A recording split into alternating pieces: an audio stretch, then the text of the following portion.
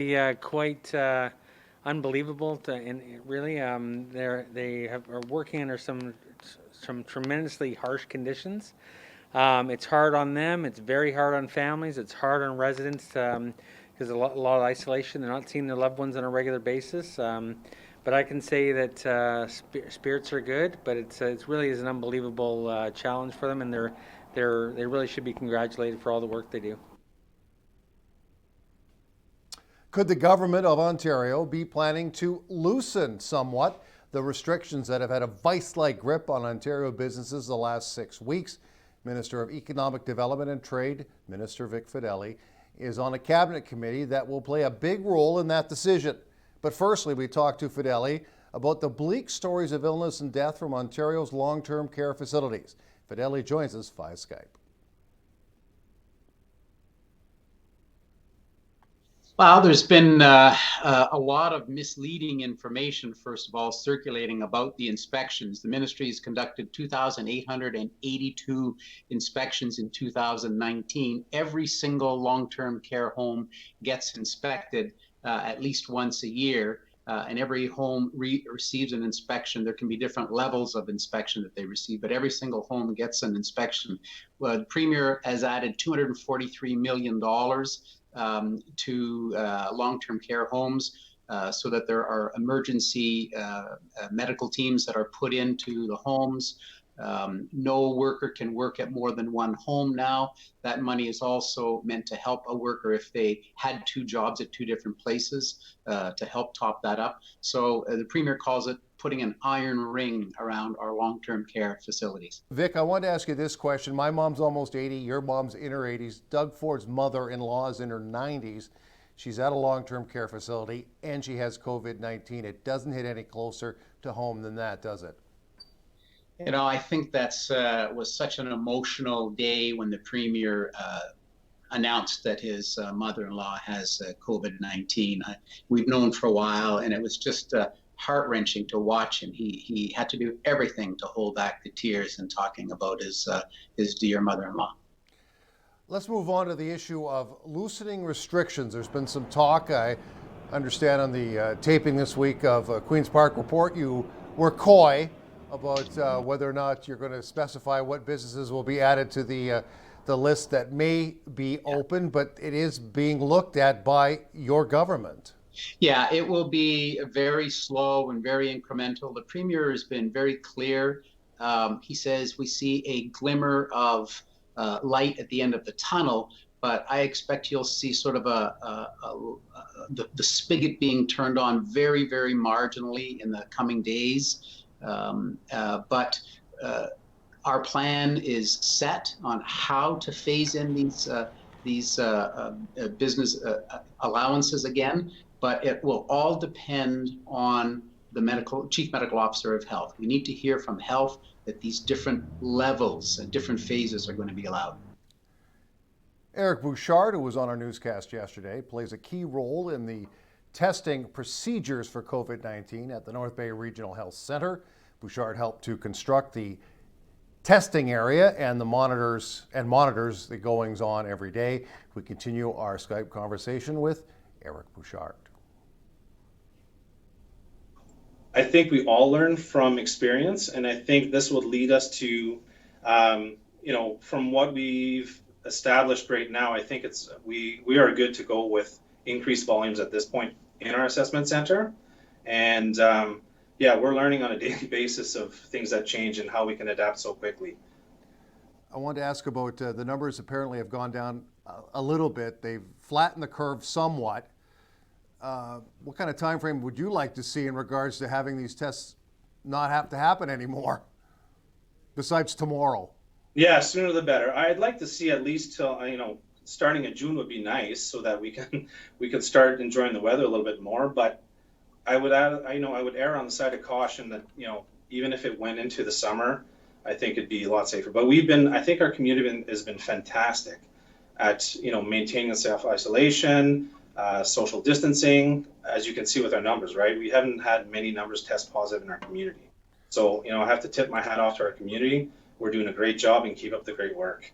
A lot of talk across the country about testing kits and maybe the lack of them at the start of this, and PPE getting supplied from all over creation and companies rejigging what they do to make shields, to make masks for people. Talk about the amount of material you had at the start of this, and was it enough to do your job, or did you need help from outside sources? I wish I could answer that question, Greg. I don't know what the current supply the initial supply that we had, but I know, like every other hospital, we were critically running short, and we did reach out to our community for some assistance in that. And speaking of that very thing, ICAMP through Canadore College is also doing its level best to help with PPE production.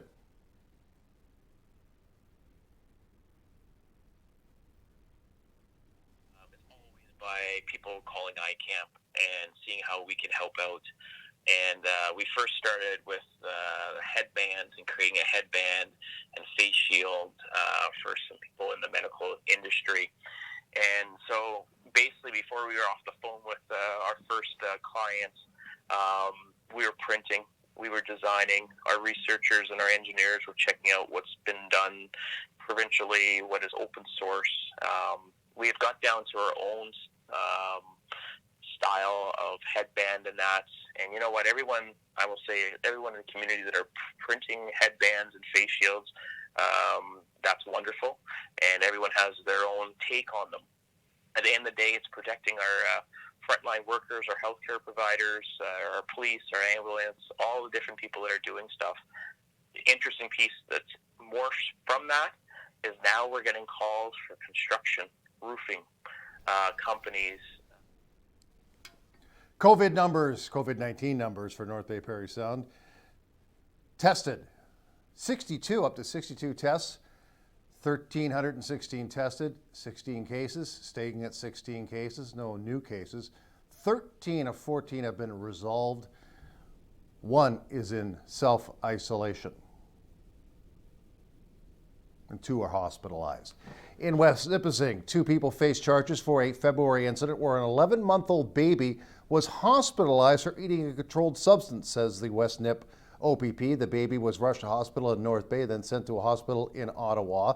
The infant has made a full recovery. Again, the name's not given after the investigation proved that charges were necessary. 2 people are charged with 2 charges: failure to provide the necessities of life, child, and criminal negligence causing bodily harm.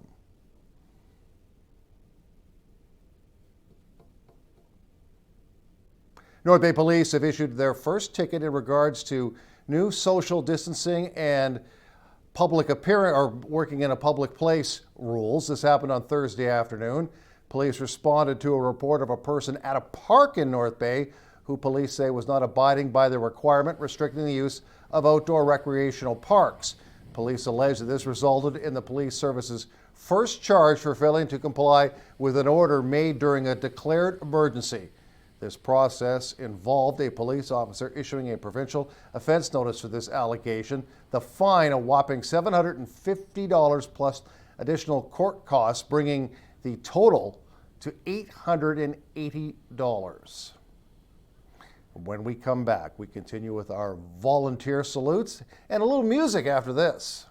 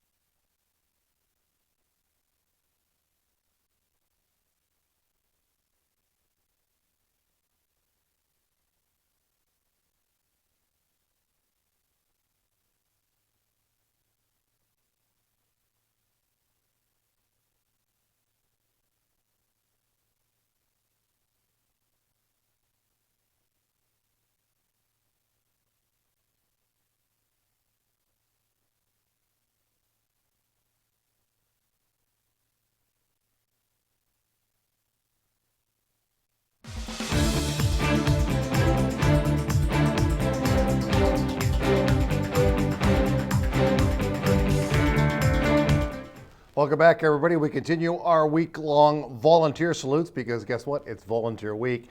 This time we salute Mr. Kevin Smith, a longtime volunteer for Cogeco and Your TV, and he is a natural when co-hosting our cooking show, Now You're Cooking. Beauty in the dictionary, this man's face is right next to it. This is Kevin Smith. He's the incoming president for Rotary Nipissing, an exceptional volunteer, and he's a volunteer here at Your TV, co-host of Now You're Cooking. Kev, thanks for joining us.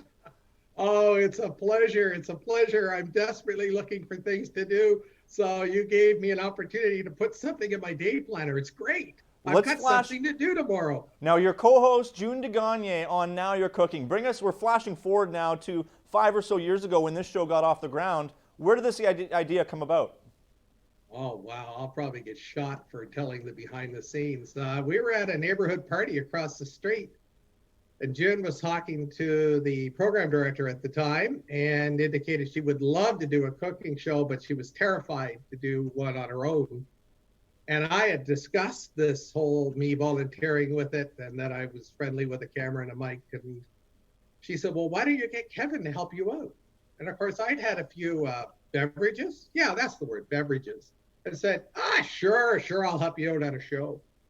Thinking I would be helping out on one show, just kind of guest appearance or, yeah, wow. I had signed up for way more than expected, but that's fine too. You've done well over a dozen shows. Does one particular meal stick out where you're like, we got it right? Got it right? Oh, that's not the whole intent of the show. The whole intent of the show is the foul-ups. We've done over almost 30 shows now, believe it or not. Yeah, I can't believe you guys haven't canceled us. Heaven knows we appreciate you sticking with us.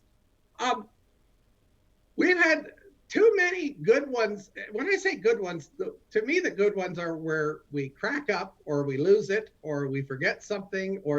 So the whole idea is to entertain our audience.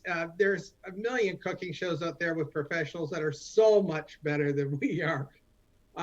So ours is about showing the real scene when cooking, that you make a mistake or you forget something or you crack each other up. This is to us what our audience, we hope, is enjoying, is the camaraderie between us and the inevitable foul-ups. I think that's what people tune in for. It's the relationship you and June have on air that really comes off really good, and it's really entertaining. Well, Kevin, we very much appreciate all you do at Your TV, and we very much look forward to seeing you back in the kitchen with June on Now You're Cooking. Oh, thank you so much. It's a pleasure, and we can't wait to be back in front of the cameras. Thank you so much to all of you and the crew there. We wish you the best, and we can't wait to get back together with you to do some more shows. Now You're Cooking. So thank you again.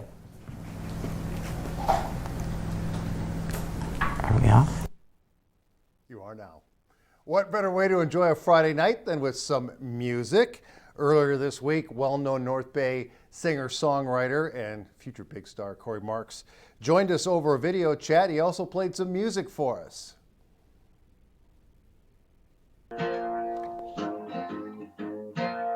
This is a song for anybody that feels a little bit outside of the box and a little bit different. I want y'all to know that it's okay. Just keep doing your thing. And this is for any outlaws and outsiders out there. The song features my good buddy Travis Tritt, Mick Mars, a Motley Crue, and Ivan Moody, a Five Finger Death Punch. It's closing in on top 20 rock in Canada, and we're pushing for a top 10 in the United States, sitting at number 15 right now. Hope you guys are all safe. This is Outlaws and Outsiders.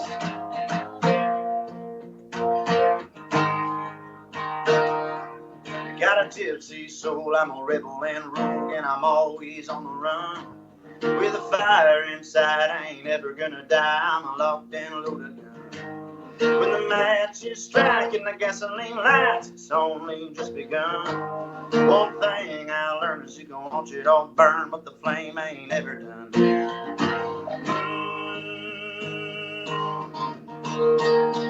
Raise 'em up a little high, outlaws and outsiders.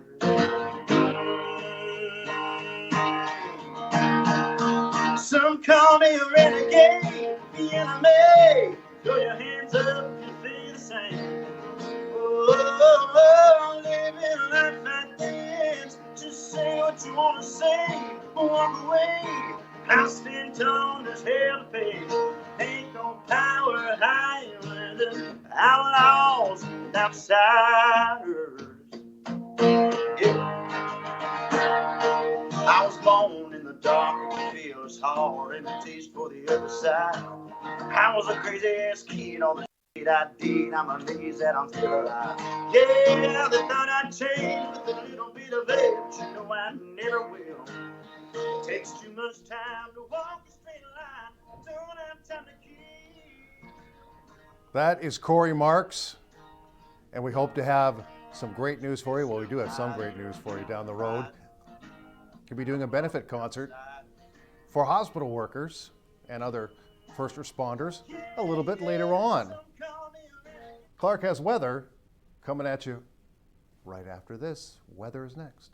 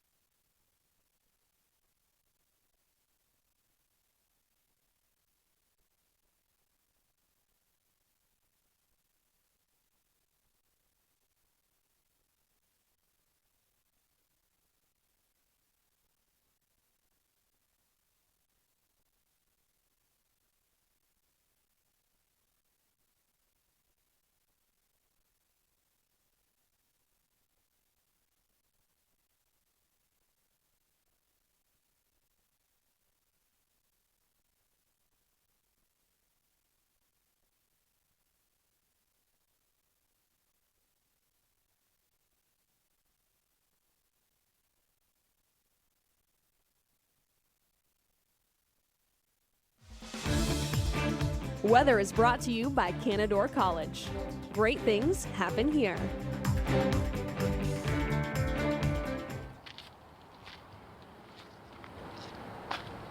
Welcome back to Cogeco News. I'm Clark Heupel here outside the Nipissing University Founders House residence. I am here for your 5-day weather forecast brought to you by Canadore College.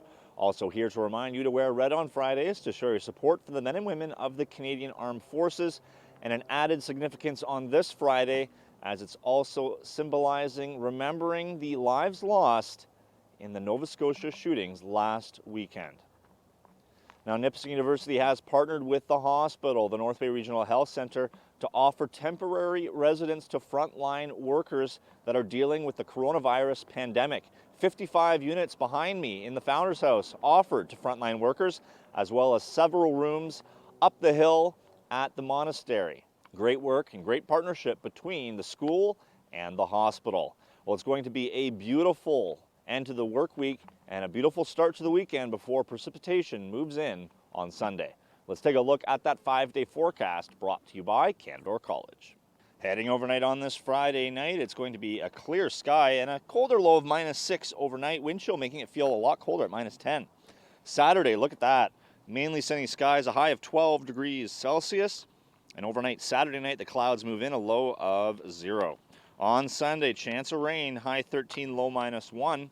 Looking at the new work week now, similar high of 13, mix of sun and cloud, and a low of 0 overnight Monday night. And Tuesday now, high 12, low 4, both above freezing with a mix of sun and cloud. Turning the page back to the almanac, on Thursday we had a high of 6 and a low of -12. The normals are 13 and 1 for the high and low this time in April. Now, before we head to our next break, sports is next. A couple of residents of North Bay have approached me and asked me for clarification on the rules surrounding parks, whether or not you're allowed to walk through them, perhaps with your dog or just enjoying an evening stroll. Now, yes, you are allowed inside city parks. However, you are not allowed to congregate in large groups. You can't use the park benches, you can't go on the equipment, and you have to abide by social distancing measures. So parks remain open. However, you must follow certain protocols. Let's head to a quick break. Greg has your Sportscast right after this.